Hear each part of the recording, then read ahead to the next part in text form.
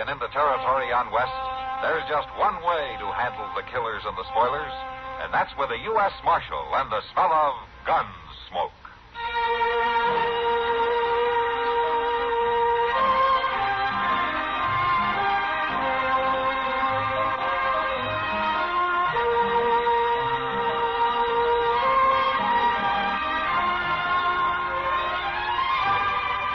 Gunsmoke, starring William Conrad. The story of the violence that moved west with young America. And the story of a man who moved with it. I'm that man.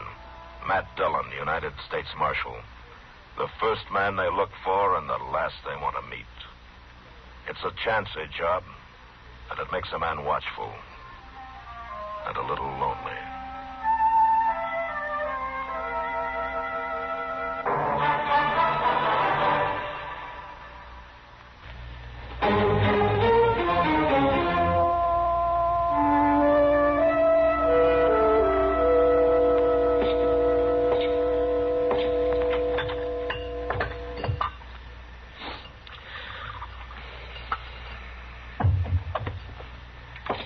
Doc, how could you get sweet-talked into a spot like this? I just can't understand it. No, I think you've got it all wrong, Mr. Dillon. It's kindly honor. And I'm just proud to know, Doc. Oh, now, don't listen to him, Chester. Just hold up that looking glass while I try this thing on.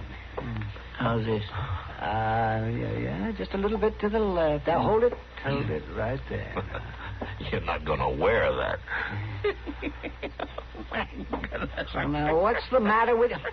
You two are pretty smug, aren't you? Well, now, Doc, Anyone with an ounce of brains knows that an umpire wears a stovepipe hat. Well, yes, but that's Arthur Meeker's undertaking hat. And it happens to be the only one in town. Looks like to me that Meeker's trying to promote a funeral. Wait, let me look at this again. Yes, you're right. Yes, I hate to admit it, but it does look kind of silly. Well, we've won 1 point anyway. Yes. Chester. Yeah, Doc? Maybe you'd step next door to the depot and see if anything came for me on the evening stage. Why, sure. What was you expecting? Well, I sent back to the Brooklyn Eagle for a copy of Chadwick's Rules. Rules? Why, you've got the boys' book of games. The rules all in there. Chester? Yes, sir? Don't argue with the umpire. Oh, sure.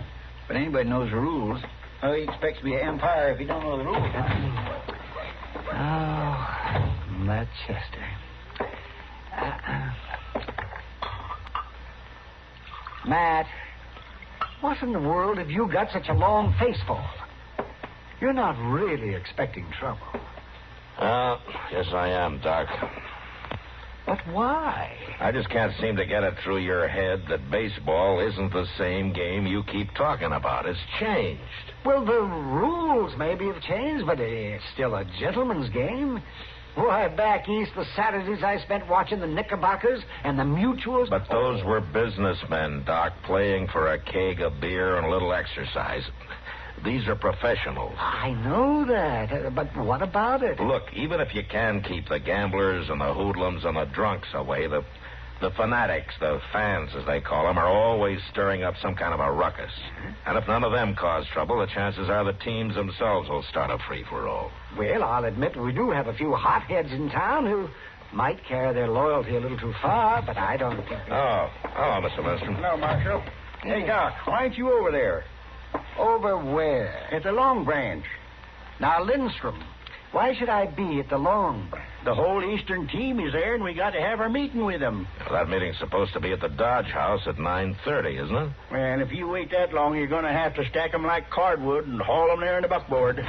Well, he was there all right. Hello, Mr. Lindstrom. Hello, Chester. And Chester, did you get it?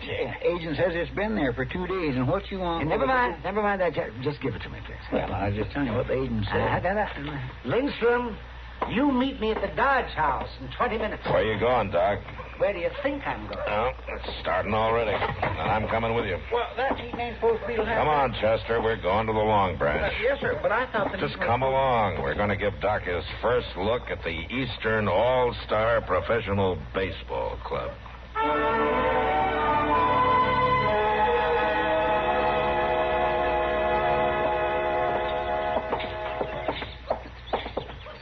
I know he's supposed to be the manager and all, but Mr. Lindstrom sure is taking this game serious. Well, anything he does, he takes serious. Yeah, but he's going out of his way. Oh, what's he done now? You know he went clear up to Fort Dodge last week. Yeah, what about it? He talked Colonel Whitfield into releasing 4 enlisted men for the game. He said they'd strengthen up the team. Players? Yes, sir. 4 men he heard about that played with Duryea Zouaves during the war. Did you hear that, Doc? 4 men from that 165th New York infantry team playing for Dodge. I heard it. It'll make it a better game. There's certainly nothing unethical about it. The All-Stars take anybody from anywhere as long as they play good ball. Now, that may not be unethical, but it sure shows Lindstrom isn't thinking of this as just a friendly exhibition. Yeah, Matt, you're sure doing your best to scare me off. Now, Doc, I'm just trying to bring you down to earth. Maybe a look at the All-Stars will do it. Come on.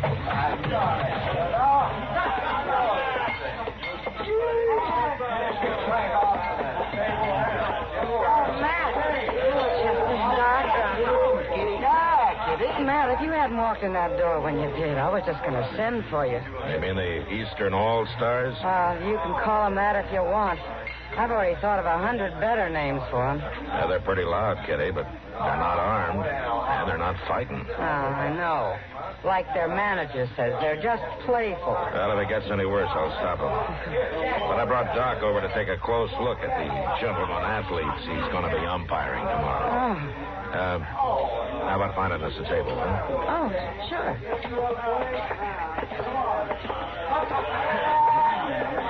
How's this table, Matt? That's fine. 3 beers, huh? I'll bring them to you. Well, Doc, now you just relax and look them over. Land, Doc. Them fellows sure do look rough and I ready. see how they look, Chester. You know, it's not too late to back out, Doc. I am not going to back out. Here you are.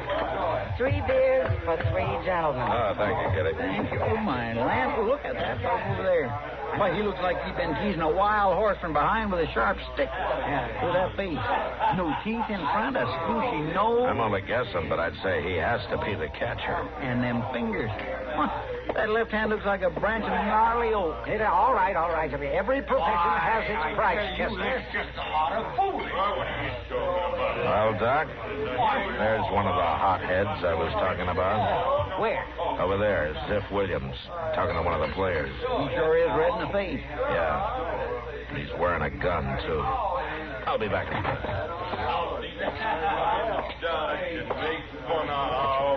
Now, look here, I wasn't making fun of your boys. I wonder if you dance as good as you talk. Well, you take off your gun and we'll see who does the dancing. Why, All right, that's enough, Ziff. You the manager of these players? That's right. Manager and pitcher. What's your name? Asa Granville. All right, tell me, Granville, what did you do to get this man so riled up? Nothing. He wanted to bet on the game, and when I offered him fair odds, he got mad. Is that right, Williams? There wasn't no bet. There was a brag about how good the All-Stars are. Marshal, he wanted to bet on Dodge to win. And I laughed because I'd be stealing his money. Yeah? And then what? Well, to give him a fair shake, I offered to bet even money that we'd score at least 100. Williams, I think this man was saving you from making a fool of yourself. Nobody in town except you and Lindstrom really thinks Dodge has a chance to beat the All-Stars. That's all you know about it, Marshal. I got faith in our boys, even if the rest of you ain't. Well, I can't stop you from having an opinion, Williams. But I'm going to tell you one thing. If you plan to be at that game tomorrow, you better check your gun at my office till it's over. Now, you better get on home. Marshal, Well, thank you, Marshal. I've done a lot of arguing in my time, but I'll never against a gun. Well, I've done you a favor. Now I want you to do me one. What is it, Marshal? You seem to be the only sober one of your crowd, so see how fast and how quiet you can get your boys out of here and over to their rooms at the Dodge House. I guess they were getting a little loud, weren't they? Yeah. They should be getting to bed anyway. And when you get them put away, just remember that you still got a meeting in the lobby at the hotel. I'll be there as soon as I can. Okay. All right, boys, come on. Come on. Oh, Kitty, I think this place will start to quiet down in a few minutes. Thanks, Matt. Chester. Yes, sir? You stay in case Kitty needs you. I'm going to escort Doc here over to the Dodge House. Oh, well, thank you. Well, come on, umpire.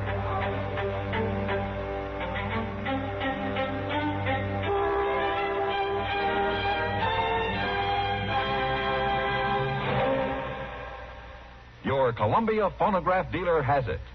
The new Sound of Pleasure, Stereo 1 by Columbia. #1 in the wonderful world of sound.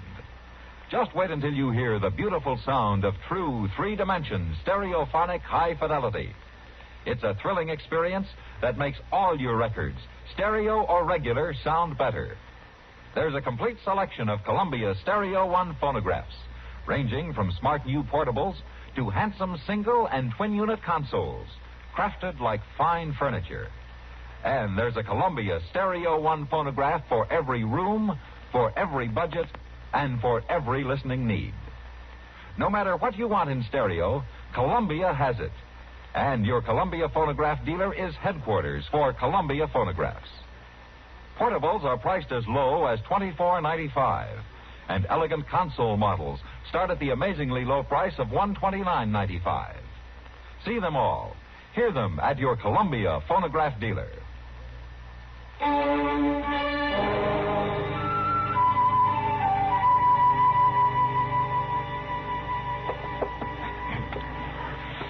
Now, as I understand it, Granville, you play New York baseball.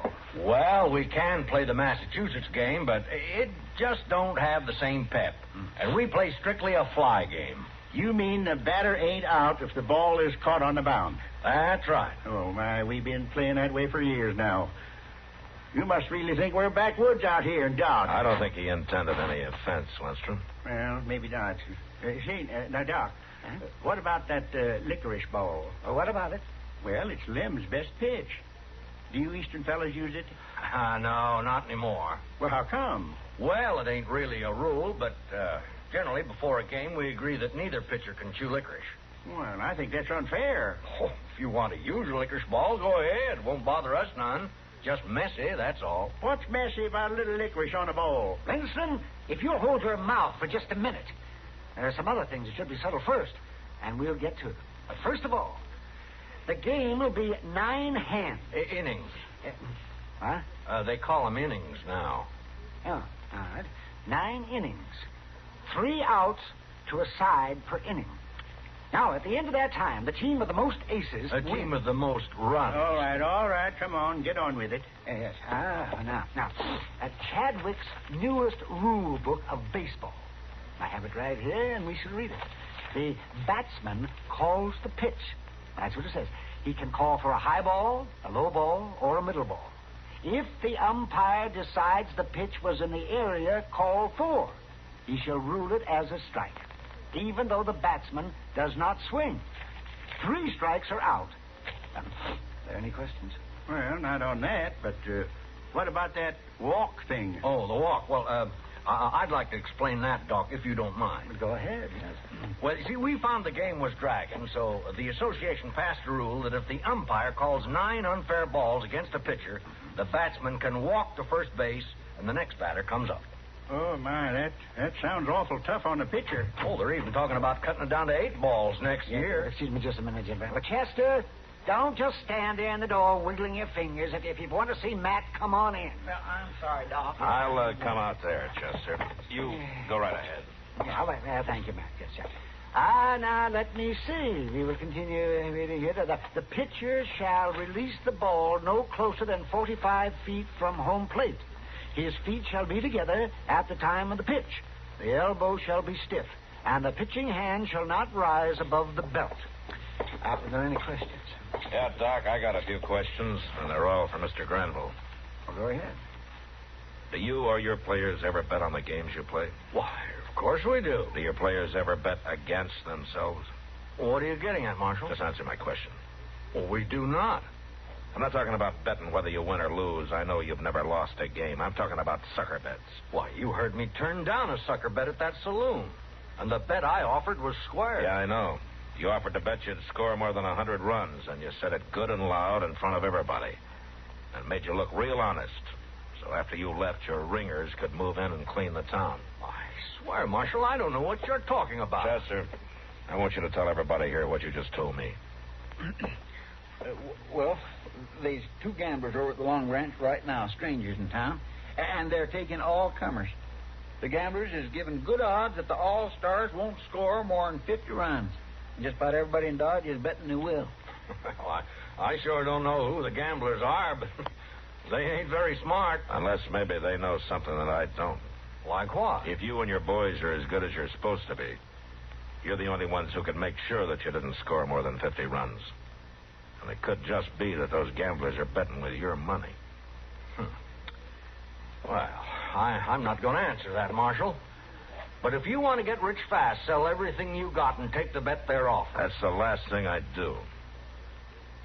But if I'm wrong, Mr. Granville, you'll have an apology from me before you leave town tomorrow.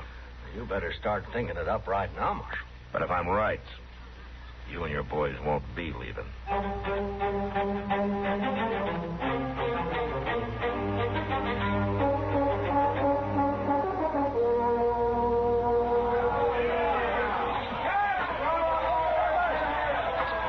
Well, Chester?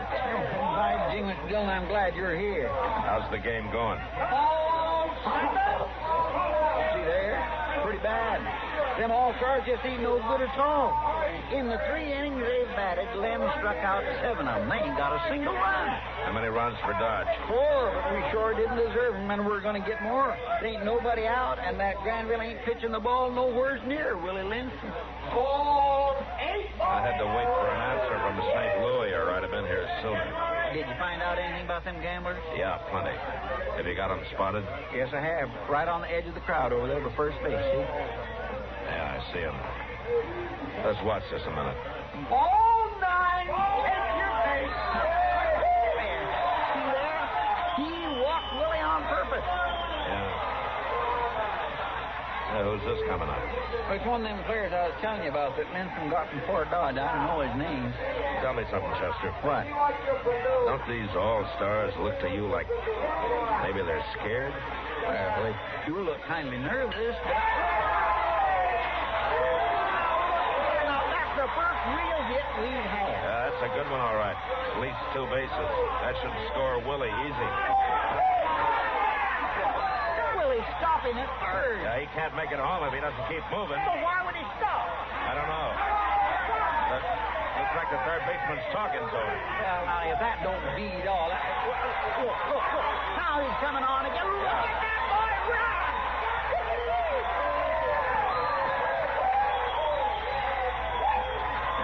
I want to talk to Willie. Come on.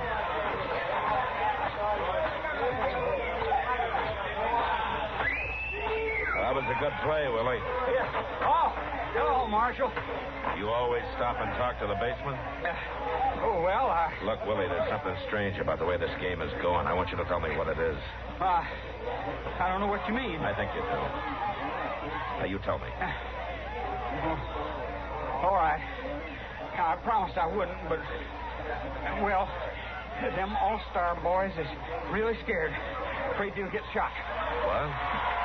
That's what the third baseman was telling me. There's 2 rifles pointed right at him from the loft of Wolford's feed store. Right through that open window. Oh, yeah. Now it kind of figures. They have a clean shot at every All-Star player on the field. And any man that plays too good is as good as dead. Okay, Willie, thanks. What are you going to do, Mr. Dillon? Go after the 2 men in the loft? Mr. Dillon, you can't go up them outside stairs. You'd be walking right into rifle fire. There's a ladder to the loft inside the store, Chester. I think I can surprise them. Oh, and in the meantime, you keep an eye on those 2 gamblers. And, Willie... Yeah, Marshal? You get back to the other players like nothing happened, huh?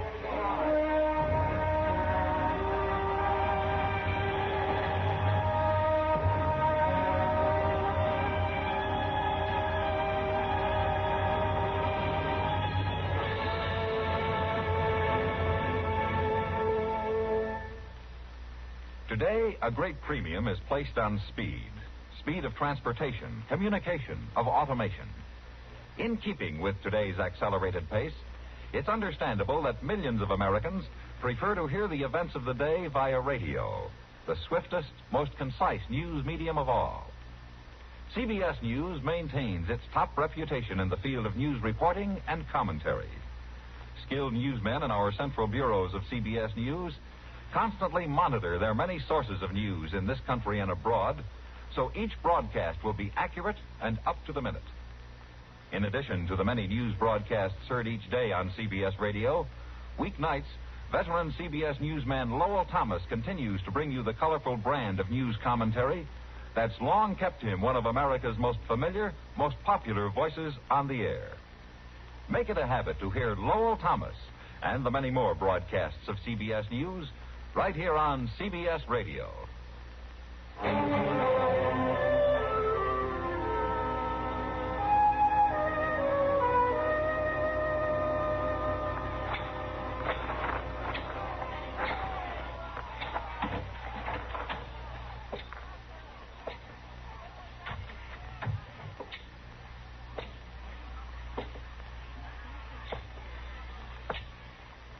When them fellows say they're going to pay us the $50 right after the game, sure wouldn't dare pull the same thing in St. Louis. Of course not. You don't think them fellas are doing this just for the money they can pick up here in Dodge? They ain't. Mostly they want them all-stars to look bad here, so when the St. Louis fans read about it, they'll think their team has a chance. Then these fellas will be able to bet big on the all-stars and really clean up. That's what I call it. Drop your guns. I said drop them. Marshal, you ain't gonna... Marshal, I threw my gun down. Now, don't shoot me, Marshal. Stay away from that door. I'm not gonna do it. All right, hold it right there. All right, Mr. Dillon. Let him come on down the stairs. I got lots of help. Yeah, you sure have. Looks like you drafted an army. No, sir. These are all volunteers. They seen you leave and knew what was up, so they just kept playing till they heard the shots. Then we come a-running. Let him come down, Marshal. We'll take care of him. All right, how about it, you? You want to try your luck against 18 men with baseball bats? No, I ain't running. You got to protect me, Marshal. Send him down, Marshal. Don't think I wouldn't like to. But most of you came here to see a real game of baseball played by men who make their living at it. Now, those two gamblers there and this hired gun and a dead one up here in the loft had a different idea. Don't you worry about the gamblers, Marshal. My boys have them. Good. Well, there's still time to start over and play a full game before dark, and I think you should get going. Any bets you made with these fellas won't hold. Now, how about it? All right, Doc? Is that agreeable with you, Lindstrom? Well, why not? And you, Grenville? Of course it is. Then what are we waiting for? Play ball!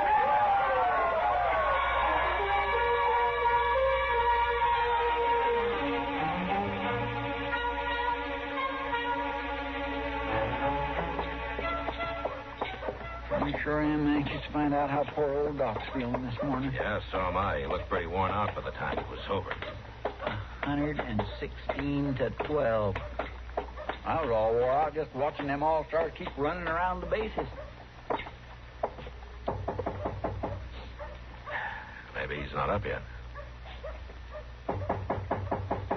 Now, please don't tease him, Mr. Dillon. I'm not going to tease him, Chester. Hey, Doc. Doc?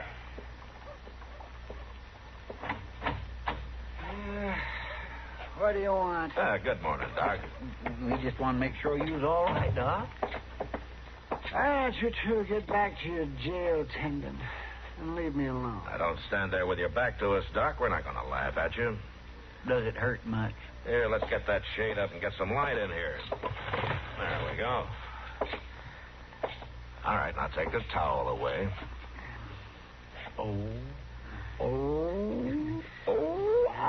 Ain't that a beauty? My, I never seen so many colors. What, in these green and blue and purple and brown? Can you see out of it at all? Not yet. Well, I had no idea them foul balls was that deadly. How's the one on your head? Here, let me see. It's right here. Oh, I'm sorry. I just barely touched it. At least the skin ain't broke now. Yeah, it's quite a knob, though, Doc. I'm sure sorry. Why should you be sorry? Well, I shouldn't have laughed about that stovepipe hat. If you'd been wearing it, you'd have one less bruise. Is there anything at all we can do? No, it just takes time. Yeah. Well, we got to get our prisoners fed, Doc. I'm taking all three of them up to Hayes City this afternoon. Bud Chester will be here. And I sure will look in on you, Doc. Doc, I just got one thing to ask you. Go ahead. Now that you're the proud possessor of Chadwick's newest rule book of baseball, can Chester and I have your boys' book of games? Why, yes, if you really want. Oh, get out of here.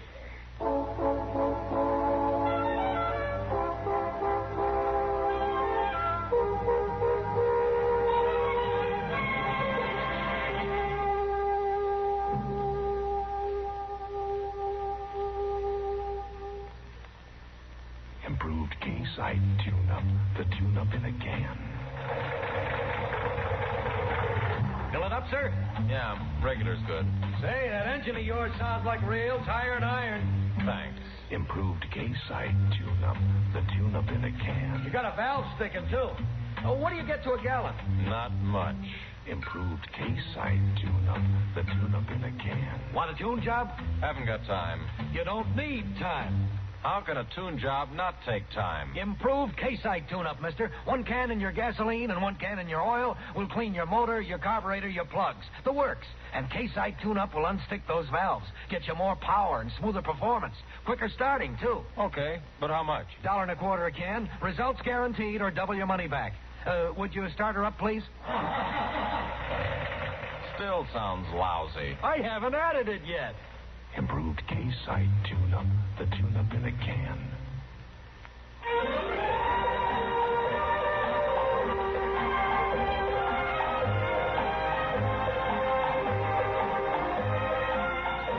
Gunsmoke. Produced and directed in Hollywood by Norman Macdonnell. Stars William Conrad as Matt Dillon, U.S. Marshal. The story was specially written for Gunsmoke by Vic Perrin, with editorial supervision by John Meston. Featured in the cast were Joseph Kearns, Barney Phillips, Ralph Moody, Vic Perrin, and Harry Bartell. Farley Bear is Chester, Howard McNear is Doc, and Georgia Ellis is Kitty.